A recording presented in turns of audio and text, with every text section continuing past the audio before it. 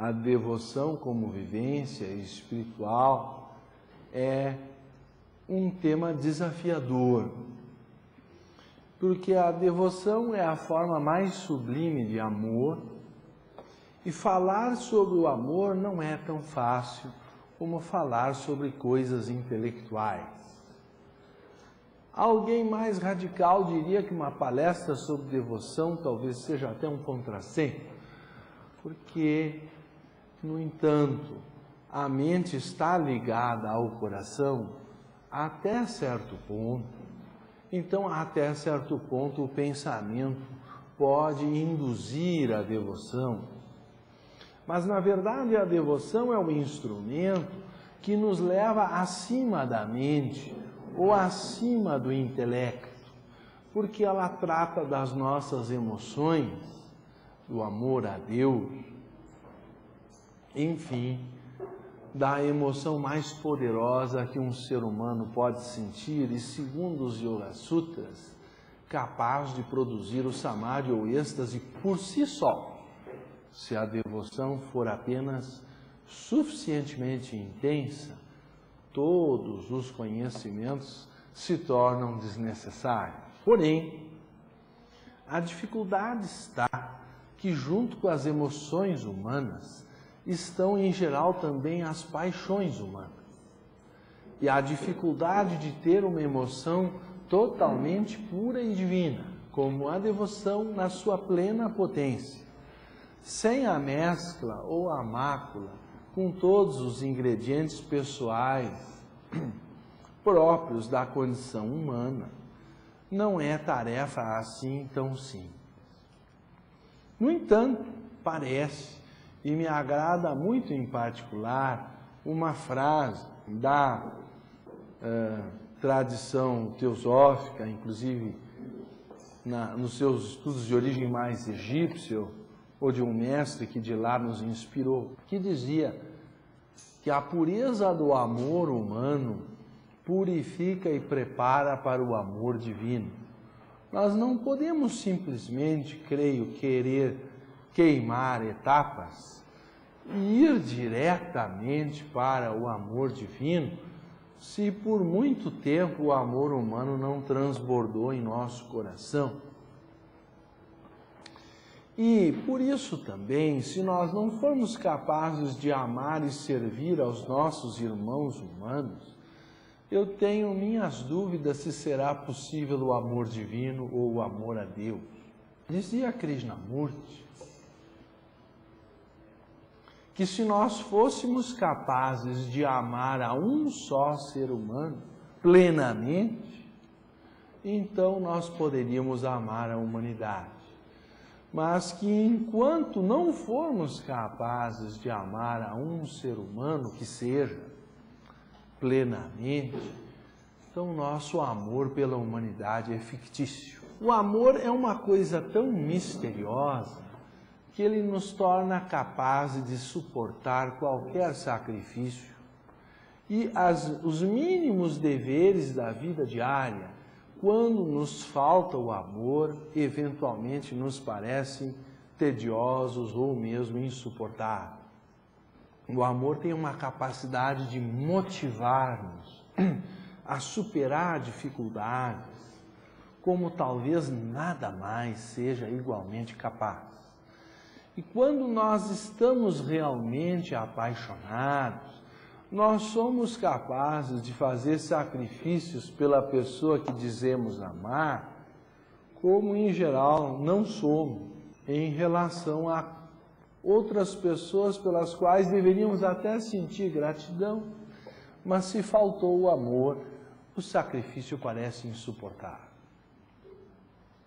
Então, essa questão é, na verdade, tão misteriosa que eu me sinto tentado a ler para vocês a expressão bíblica talvez mais bela sobre esse tema, que se encontra na Epístola de Paulo aos Coríntios, primeira Epístola, capítulo 13. Ainda que eu falasse línguas, as dos homens e as dos anjos, Se eu não tivesse o amor, seria como um bronze que soa ou como um símbolo que tine. Então, alguns até reclamam de todo o conhecimento que há na sociedade dos homens. Se estuda tantas escrituras, implica até conhecer várias línguas. Mas se não houver esse tom de devoção minimamente desperto em nosso coração, o conhecimento pode ser frio como uma geladeira. Ainda que eu tivesse o dom da profecia e o conhecimento de todos os mistérios, de toda a ciência, ainda que eu tivesse toda a fé a ponto de transportar montanhas, se não tivesse o amor, eu nada seria. Ainda que eu distribuísse todos os meus bens aos famintos, ainda que eu entregasse o meu corpo às chamas, se eu não tivesse o amor, isso nada me adiantaria. Porque o amor move o mundo. Existe aquela historinha da criança que carregava o seu irmão e lhe perguntaram se não era muito pesado para ela, e a resposta que ela deu foi essa: mas ele é meu irmão. Então aí o peso desaparece, porque há um fator de amor que nos torna super-heróis. É sabido das mães que conseguem saltar distâncias que até os atletas olímpicos não conseguem, movidas pela adrenalina, para salvar o seu filho, sua filha, no incêndio, nisso, naquilo. Coisas inexplicáveis acontecem quando o amor aparece. E nós sabemos, por experiência própria, que se faltou o amor, me perdoem, mas faltou tudo, porque a felicidade igualmente tira férias. Agora, o amor humano, o amor a outro ser humano, ele necessariamente implica limitações, caprichos, estados de humor, hoje sim, amanhã não, hoje eu estou de mau humor, hoje eu respondo de uma forma agressiva, e, enfim, isso é a condição humana. Deus sempre nos responde com amor.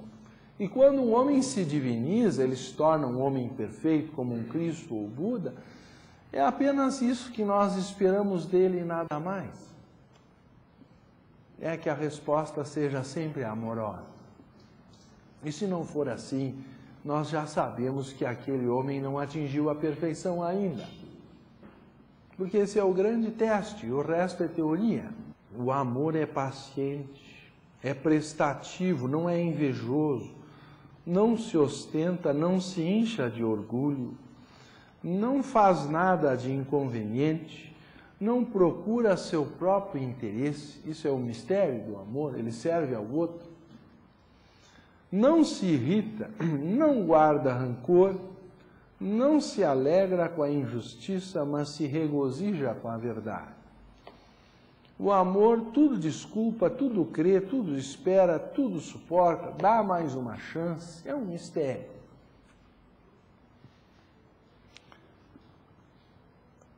O amor jamais passará, quanto as profecias desaparecerão, quanto as línguas cessarão, quanto a ciência também desaparecerá.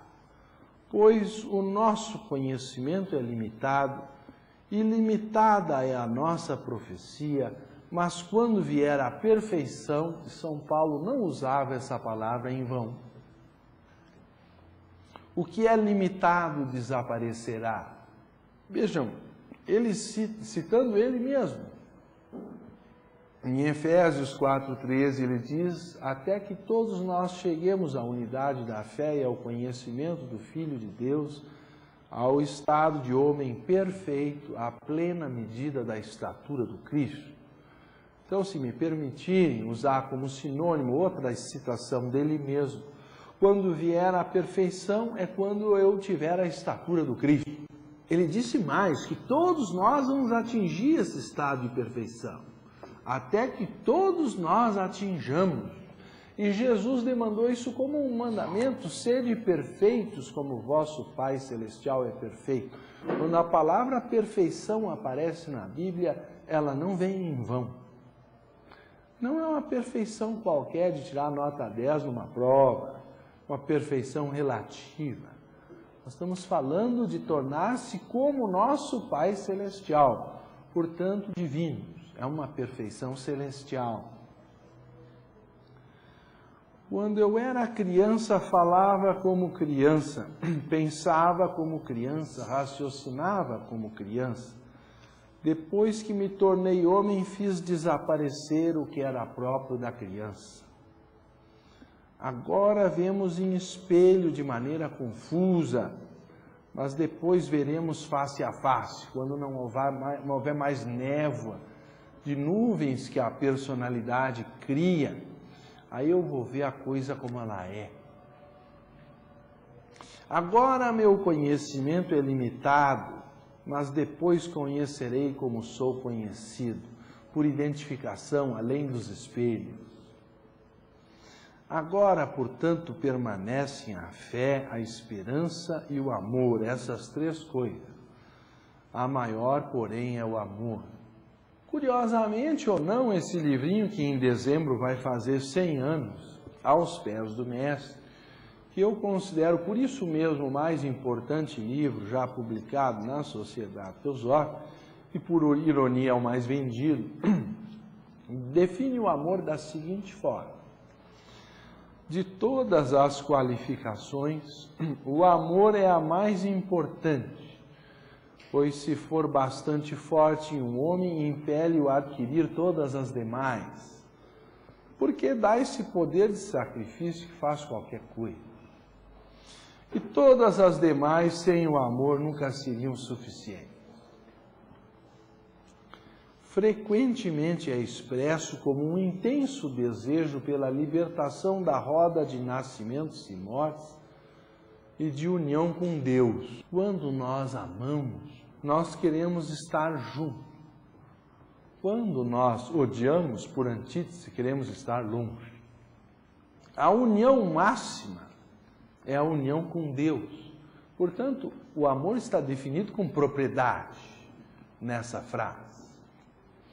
Porém, entendendo deste modo, parece egoísta e transmite apenas uma parte de seu significado. Portanto, apesar de estar descrito com propriedade, soa egoísta. É difícil falar sobre esse assunto. Eu considero muito desafiador esse tema. Essa é a chave que leva à perfeição. Então, nós vamos tentar cultivar o amor, mas a prova da perfeição é amor absoluto.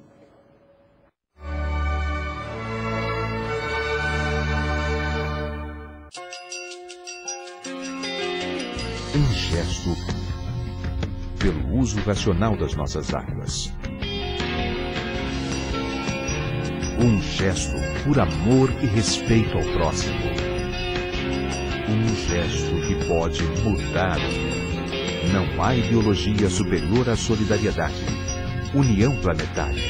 www.uniãoplanetaria.org.br.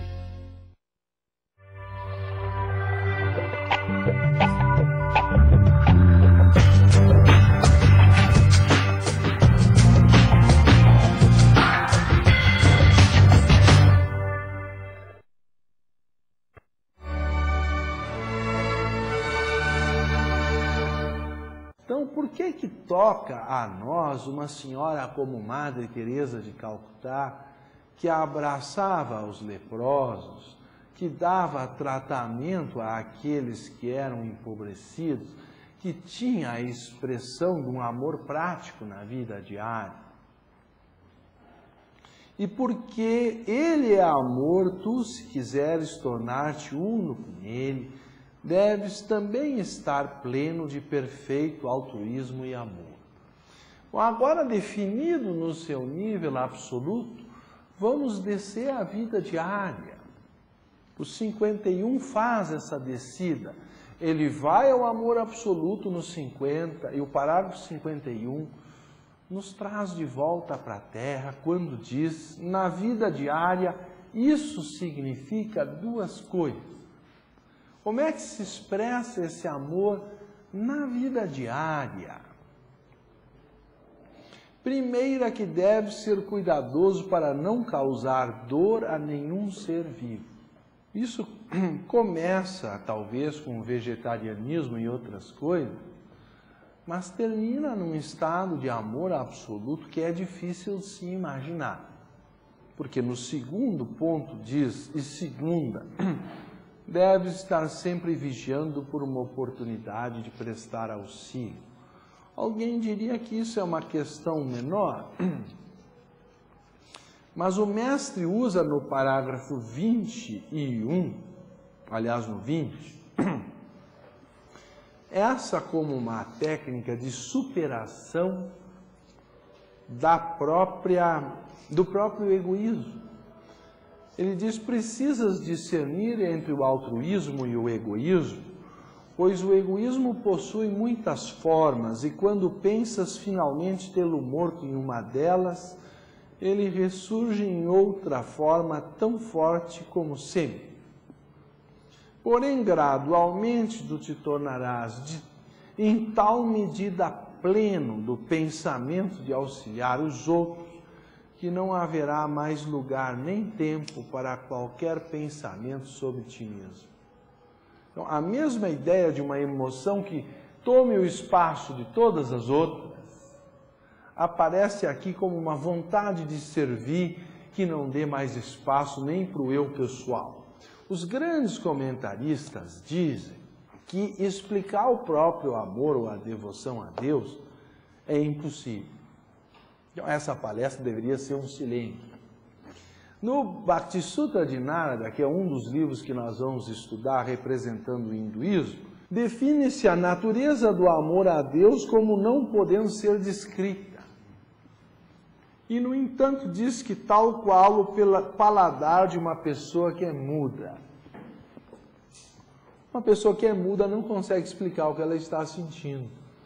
Da mesma forma, explicar o gosto de uma coisa sem poder falar. Então, assim, a natureza da devoção é definida por Narada. É a forma de intenso amor a Ele ou a Deus, que toma a forma da mais profunda paz e bem-aventurança, e sua natureza mais íntima é néctar. Então, me perdoem eu fazer agora comparações mais rasteiras, mas nós sabemos que quando há amor nas nossas vidas, nós estamos felizes.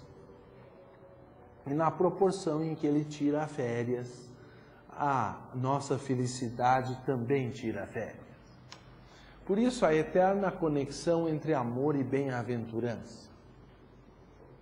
Não existe a possibilidade de eu sentir amor hoje e ficar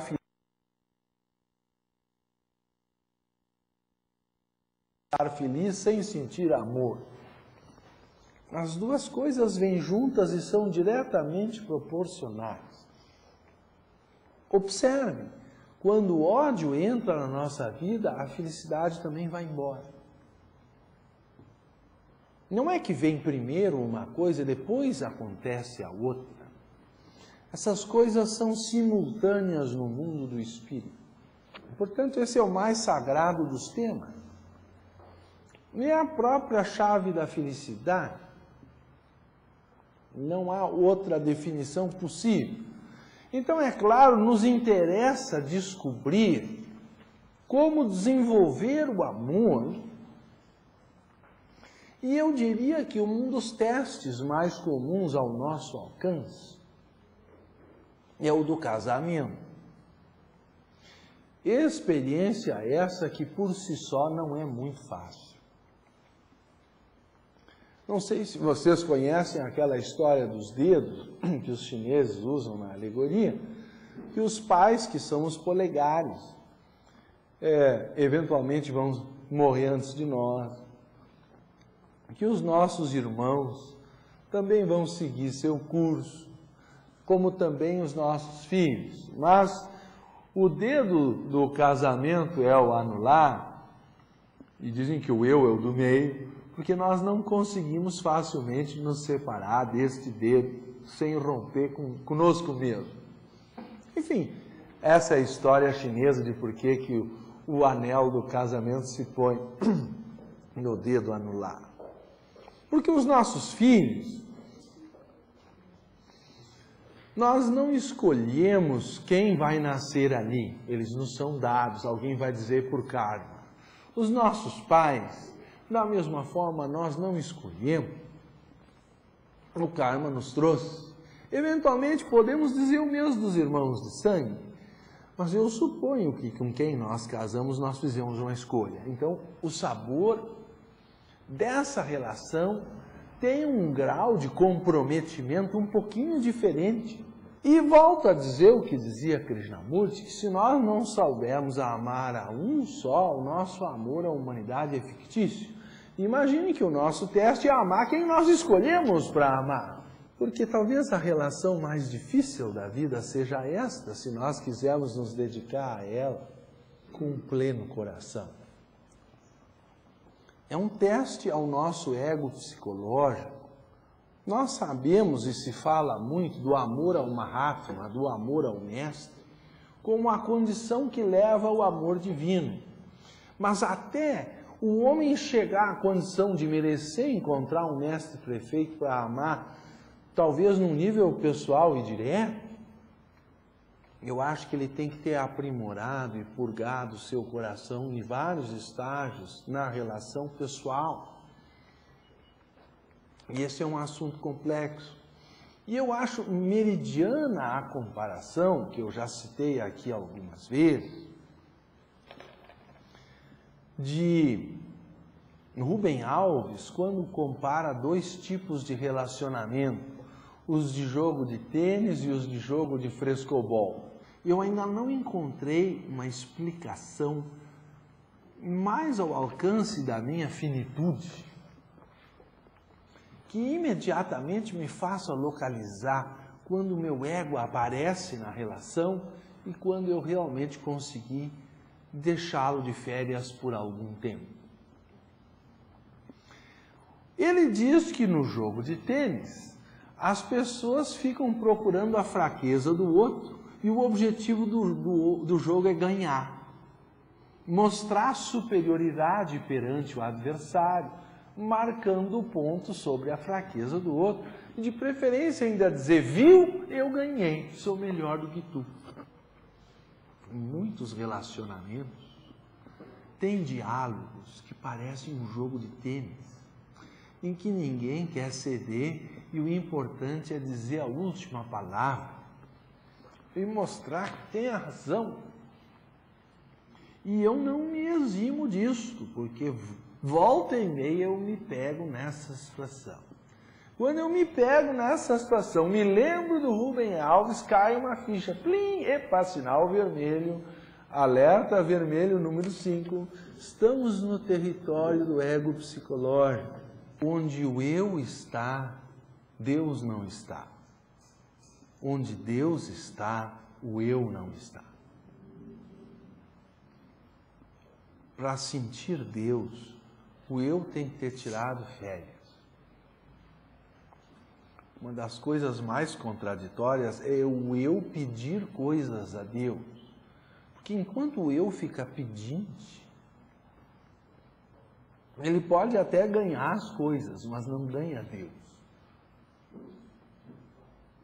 Não é possível a fusão com um ser enquanto eu me apresento como um mendicante pedindo coisas para mim. A devoção só é plena quando existe autoentrega incondicional, em que não se pede nada, e de preferência até se agradece tudo como justo e perfeito, porque quem estudou a lei do karma sabe que o que nos acontece é apenas justo, perfeito e merecido. Conseguir esse estado de espírito é diferente de dar uma aula teórica sobre o karma. Nós podemos teorizar sobre o assunto mentalmente, Mas quando no meio de uma discussão eu acho que eu tenho a razão e quero me impor, nesse mesmo momento eu perdi a razão. Isso é um mistério, não é? Agora, reversamente, ele diz que há relacionamentos que são jogos de frescobol. No jogo de frescobol, diz ele, o objetivo maior é se divertir à beira da praia, onde a areia é fofa, e não deixar a bola ou a peteca cair. Porque se a bola cair no meio do jogo, o jogo termina. Porque a bola não quica com facilidade na areia fofa. Aí tem que começar de novo.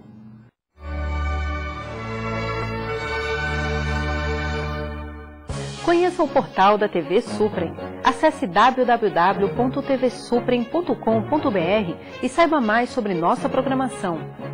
Conheça cada um dos nossos programas. Confira notícias atualizadas do que está acontecendo na TV Suprem. E mais, clicando no link Web TV, você pode assistir a TV Suprem diretamente do seu computador gratuitamente. Não deixe de dar suas sugestões no link Fale Conosco. Sua opinião é muito importante para nós. www.tvsuprem.com.br.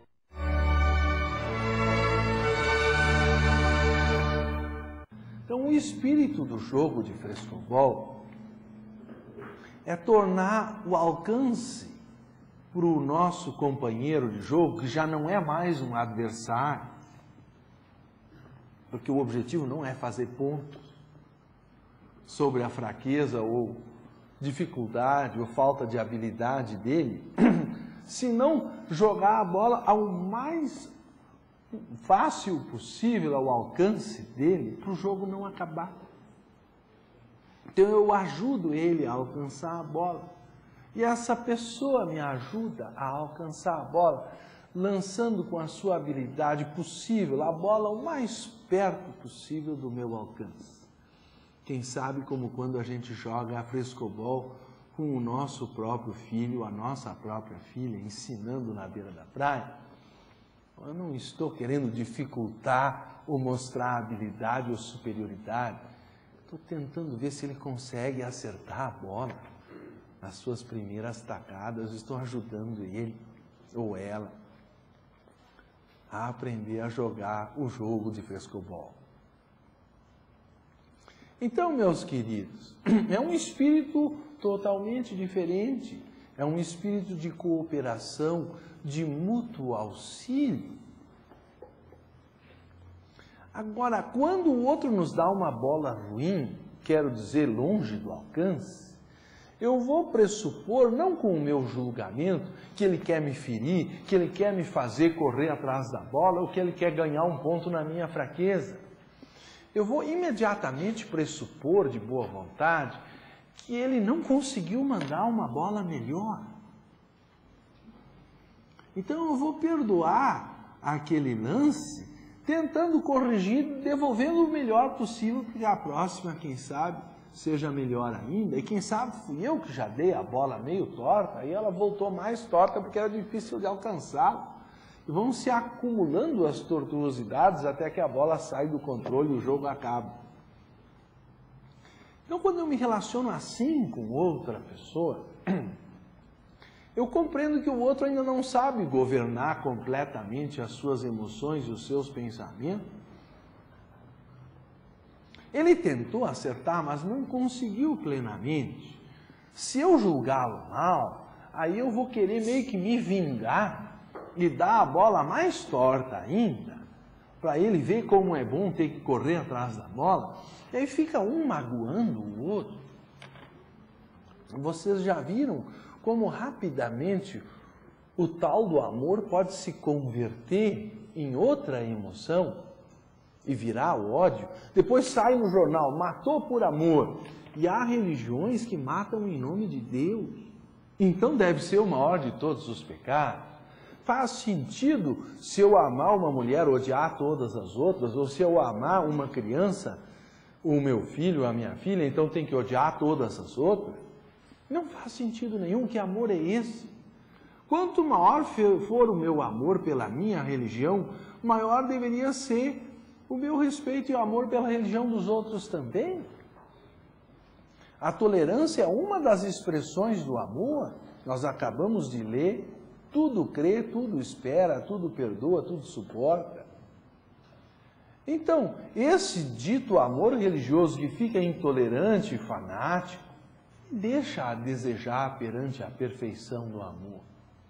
Ainda assim, eu vou admitir, em princípio, que do início do amor virá alguma coisa, só que ele está vinculado a paixões pessoais, ciumentas e egoístas, que traz também outro. Nós não temos que combater o amor mal resolvido, nós temos que purificá-lo da parte pessoal.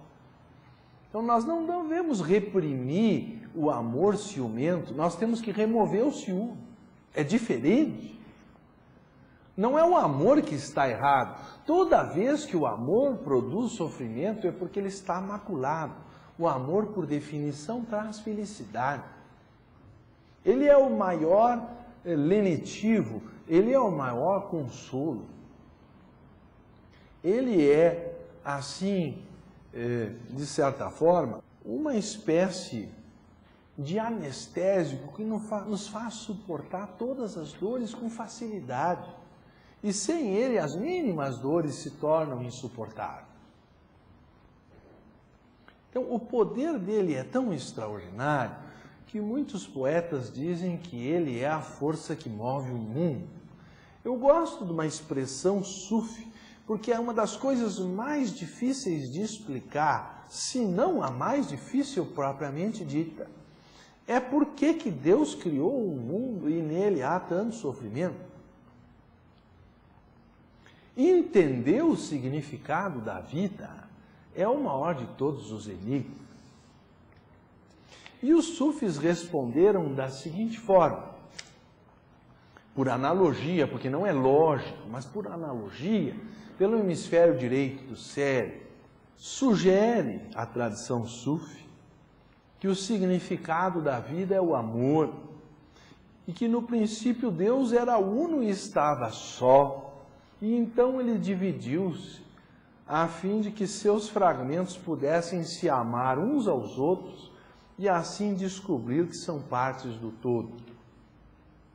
É claro, logicamente isso não faz muito sentido, porque é admitir que Deus estava sentindo solidão. Então, sob uma análise intelectual mais exigente, essa frase não resiste o primeiro crivo. Mas ela é saborosamente poética, a ponto de nos dizer o que dizia também a expressão da peça de Fernando Pessoa, O Marinheiro, quando uma das veladoras disse: "Não faleis mais, não faleis mais". Isso é tão estranho que deve ser verdade. É alguma coisa tão ilógica que soa até como verdadeira. Não porque a lógica consiga explicá-la, mas porque o coração tem razões que a própria razão desconhece, como dizia Pascal. O amor tem essa coisa de reconhecer assim no outro. E como diz toda a tradição, de todas as religiões, de todos os tempos, que há uma fonte original de tudo, que é o uno. O nome, desse o nome que se quiser dar, de Deus, de Alá, de Shiva, ou de inominável, enfim, supremo mistério, grande arquiteto do universo, o nome não vem ao caso. O fato é que, como dizia muito bem Albert Einstein, o mundo não veio do acaso.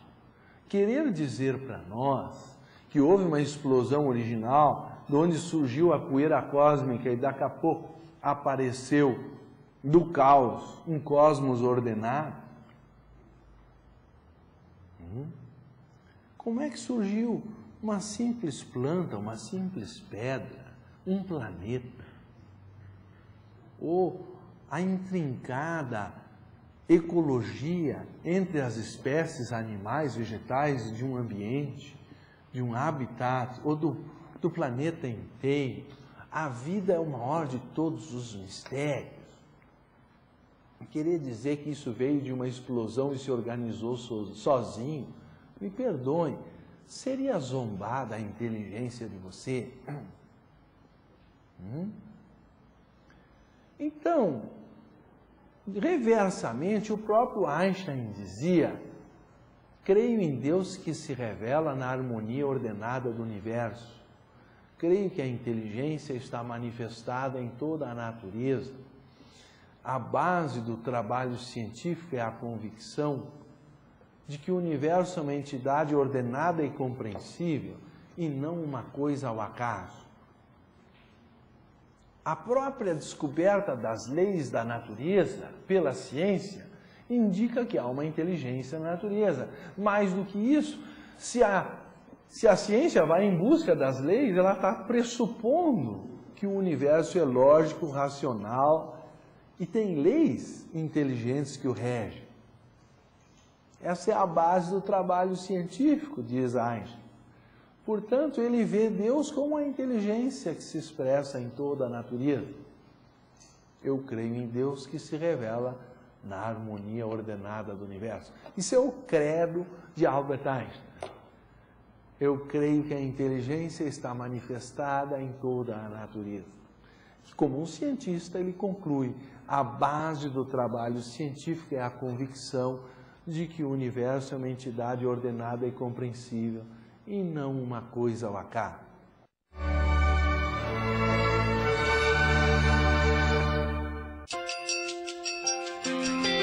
Um gesto pela educação para todos.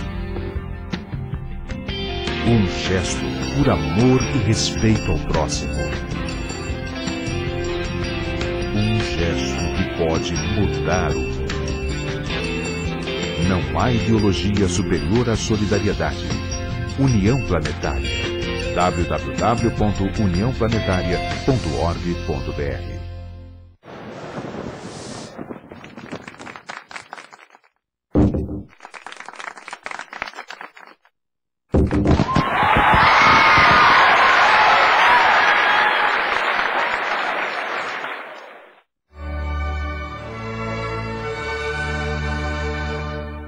Então surge essa contradição, mas o ser humano parece tão imperfeito, capaz de causar tanto sofrimento até a ele próprio. Porque ele é um Deus em formação. Ele recebeu por imagem e semelhança um poder criador, um poder de amar, mas que pode ser usado por ironia para destruir. E enquanto ele não aprender a lidar com esse poder superior, ele não poderá ser feliz. Essa é a conclusão que se chega de todo esse palavrão. Que aprender a amar é a chave da felicidade. Se é difícil amar a Deus, comecemos amando no nível pessoal. Mas é claro que se nós pudermos, desde o princípio, tentar ser sensíveis à graça e sentir gratidão pela harmonia ordenada do universo e da natureza e reconhecer aí a perfeição de Deus, isso vai expandir enormemente a nossa compreensão da vida e a nossa capacidade de amar. E se a essência do amor é essa cooperação, então nós vamos querer cooperar com o plano divino.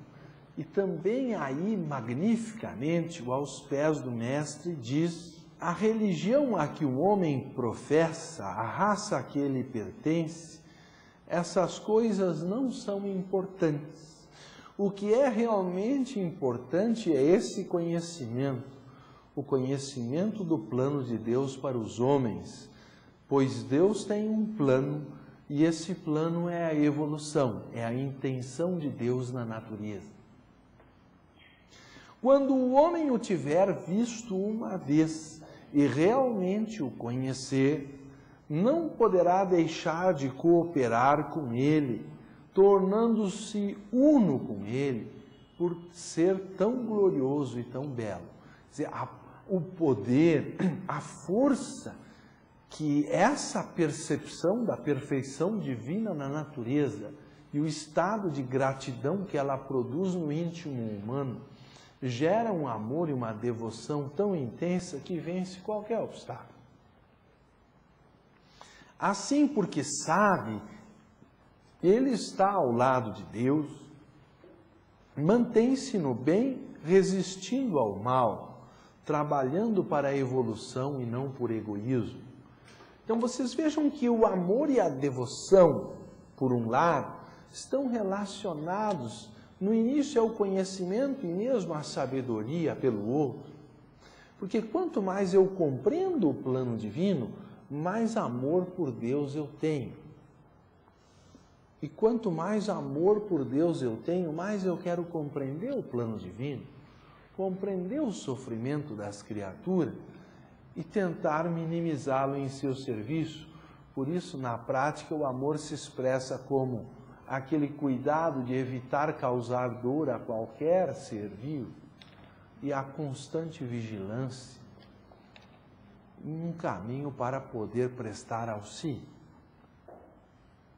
Então nós temos aí todas as palavras-chave da vida espiritual na sua forma mais simples, talvez até uma criança me perdoe, entenda melhor do que nós.